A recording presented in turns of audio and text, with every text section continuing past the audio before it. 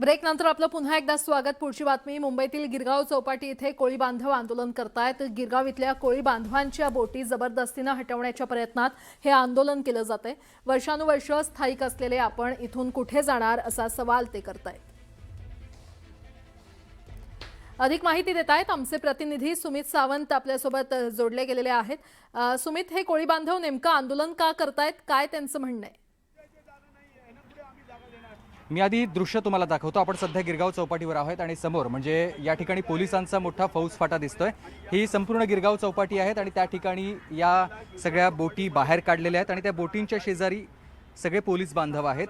बोटी इथून बाहेर काढल्या जातात, इथून हटवण्याचे आदेश असल्याची माहिती मिळते आणि त्यामुळेच या बोटी किनाऱ्यावर आणून जे पोलिसांची वाहनं आहेत त्या पोलिसांच्या वाहनांमधून या बोटी आता इथून बाहेर नेल्या जातात आणि या सगळ्या विरोधात आता गिरगावकर सगळे आक्रमक झालेले आहेत, कोळी बांधव आक्रमक झालेले आहेत। इथे माझ्यासोबत काही कोळी बांधव देखील आहेत, त्यांच्या हातामध्ये आपण हे फलक सगळे पाहतोय, त्याचबरोबर काही कागदपत्र देखील आहेत आणि त्यांचा या सगळ्या कारवाईला विरोध आहे। तुमचा नेमका विरोध काय आहे? पोलिसांचं काय म्हणणं आहे? काय या ठिकाणी घडतंय? पोलीस हे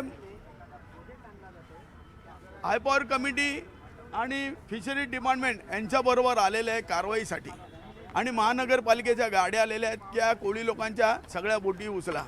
आम्हाला अजून यांनी बंदर दिलेलं नाही, काही नाही। कोर्टाचे आदेश आहेत, कोर्टाचे आदेश असताना सुद्धा हे आम्हाला बंदर द्यायला तयार नाहीत।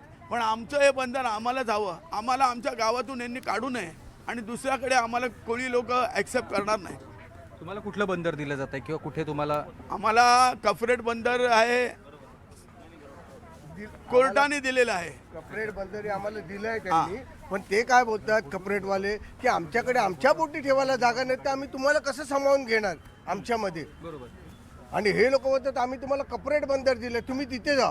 पण हे बंदर का बंद केलं जातं किंवा इथे तुम्हाला काय सांगत नाहीत, अजूनपर्यंत आम्हाला काही माहिती दिली नाही आणि यांच्या मीटिंग होतात त्यामध्ये आम्हाला कोणलाही समावेश करून घेत नाहीत।